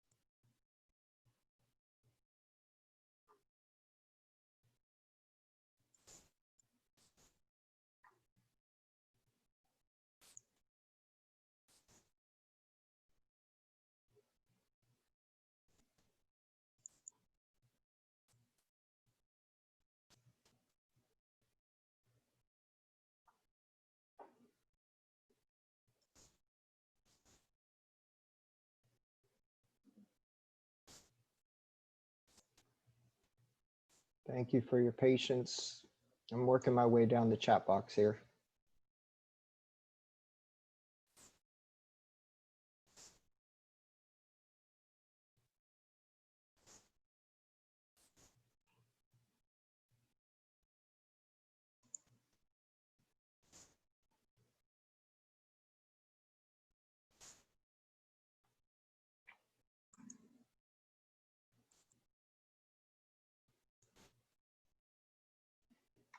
And OIE staff, if you guys wanted to go to a room, just go ahead and text me or send a chat what room you wanted to go to as well. You don't want to assign like one of each? Yeah, that could work. Yeah, here, Thomas, I'll send you 2 admissions. Let's see here. Let's see, Giancarlo. Admissions. Where are you at, Annie? I'm in Annie San Lou. Francisco. Annie's going to counseling. Mong Ling, you can go hang out with the program managers, since no one else is going to see the program managers. Program managers room is pretty open right now. All right, I'm making my way through. Thanks for your patience, guys. Eugene Lee. Shyla.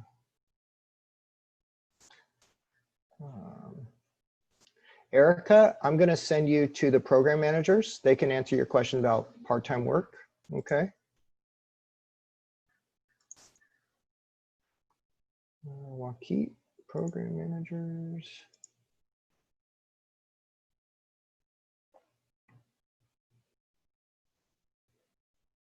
Rachel Lee.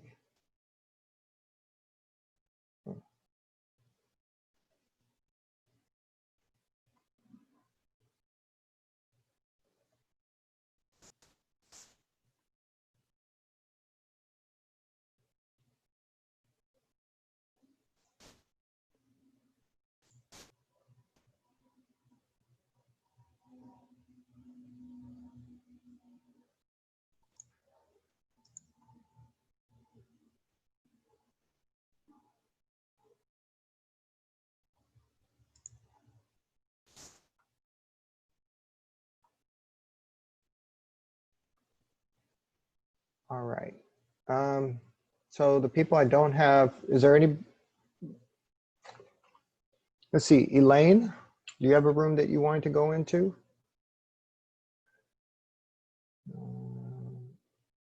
Oh, Ishnet, okay. Oh, gotcha, Ishnet, I will move you over to program manager. Sorry, I was muted. Maybe you'd like to talk with the counselor. Is it possible? Yeah, let me move you over there right now, okay? Okay, thank you so much. Ishnet, if you just go ahead, or I'm sorry if I'm pronouncing your name. Ishnet, Yeah, that's correct. Yeah. Go ahead and click on join room. I think I Okay. assigned you to program managers. Yeah, now. I got it. Thank you. Yeah.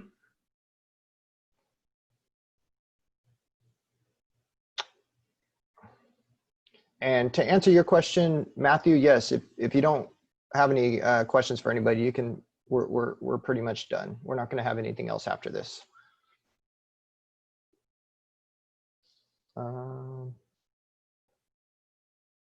If you're still in this room, if there's, go ahead and type in the chat box again where you'd like to go.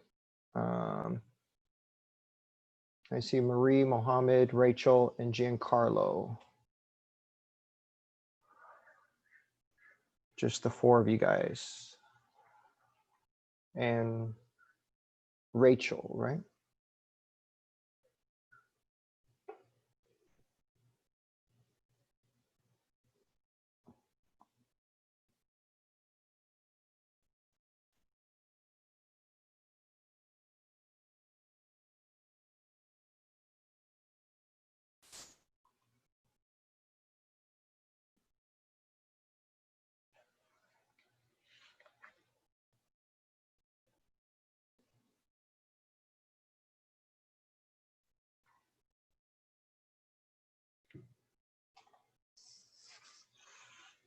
Hi, Rachel. Is there a room that you wanted to go into? Oh, hi. Can I go into room 3, please? Which one again? The counseling one? Counseling. Okay, yep. I'll send you over there. Okay. And then Marie, Mohammed, or Giancarlo? Oh, Giancarlo. Okay, great. Don't have any questions. No problem.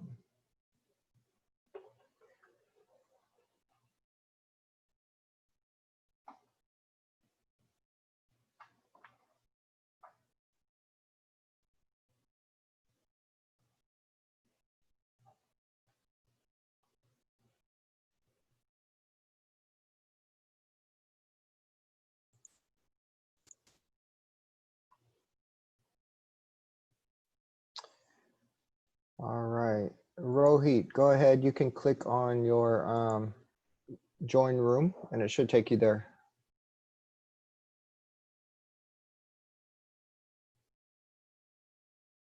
Are you able to see that?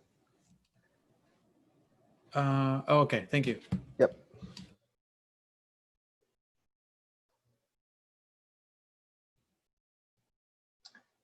If you're back in this room and want to go to another room, go ahead and let me know.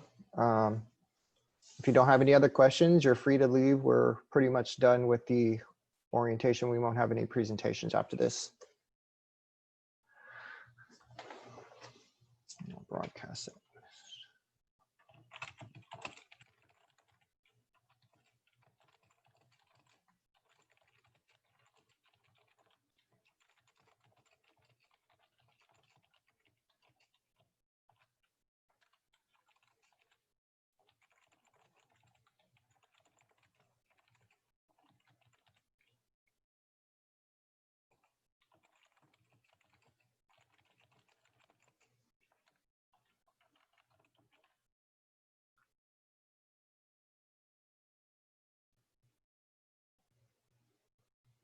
Oh, Erica, you want to go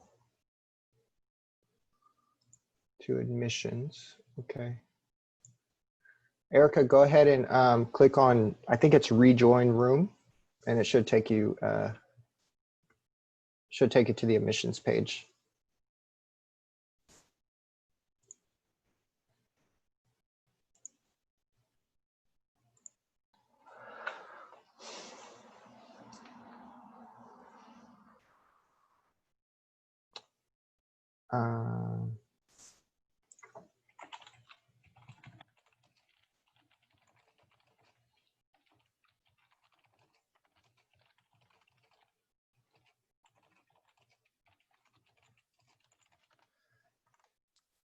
Huang, yes, we are finished. If you don't have any other questions, you're free to leave.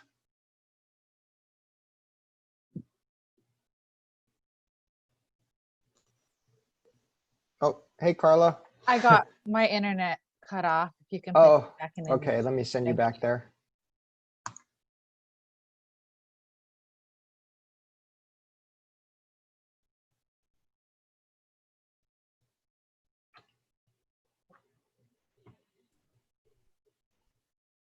Hi, Drew. Yes. This is Sharon. Did you see my message in chat box?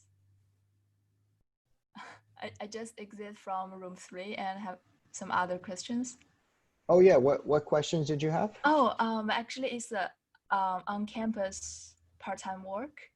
Oh, yeah. Perfect. Let me send you over to the program managers. Okay. Oh, okay. Yeah. Thank you. Okay. Go ahead and click on. I think it's rejoin room, or you should have an option to join a breakout room. Okay.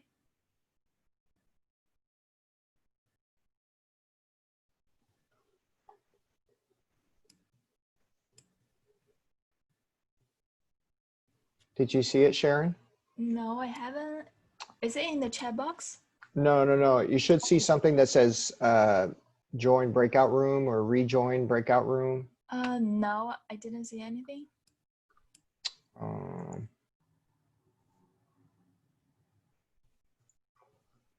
Were you in a breakout room before? Yes, I was in room 3. Oh, okay, so you should see something that just popped up, or something that says Oh, that's weird. rejoin room. Because you're assigned to that room now. Yeah, but I didn't see anything appear on my screen. Oh, okay, never mind. I could try to answer your question. What was the question about work? Yeah, I just want to apply for on-campus part-time job. Is that like any? Yeah, so you're permitted to work on campus. It's just pretty tough right now because, obviously we're not on campus. But if you find a department that wants to hire you, you just basically send a letter. Do you already have a social security number? No, I don't have. Okay, so if you find someone that wants to hire you on campus, have them write you a letter that says they want to hire you, and then you can send it to our office, and then will help you apply for your Social Security. Okay. But there's no for that, like, how can I know like the vacancy or kind of job I can do? There isn't a real listing. Okay. But what you can do when we have our employment workshops, you can join those. Yeah. And we'll be giving some tips on how to maybe find a job on campus. But really it's about reaching out to different departments to see if they're hiring. And okay, yeah. During this time, I don't know, because I know it's part-time, yeah. Yeah, well, a lot of the jobs on campus would be to support students like in the tutoring lab or cafeteria, and all of those places are closed right now. So it's you know, I don't even know if those departments are hiring the way they were before, you know? So okay, I'm gonna ask like different program managers to say like if they can need like a tutor or something. I don't know. Right. Okay. Okay. Let's see here.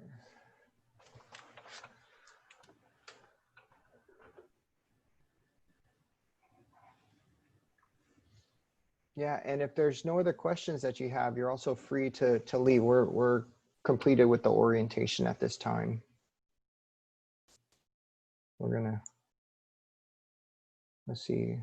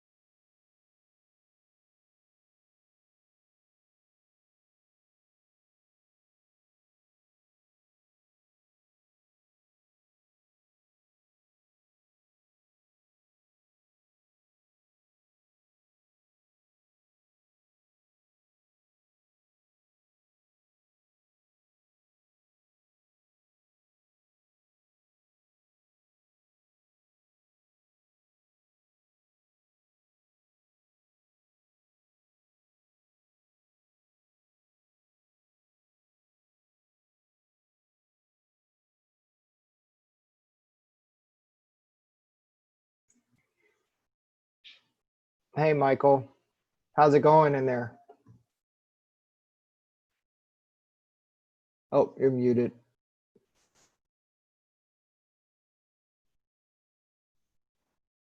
Oh, you're muted, Michael. Sorry, I was never in there. Screen, tried to go back and forth about 6 or 8 times.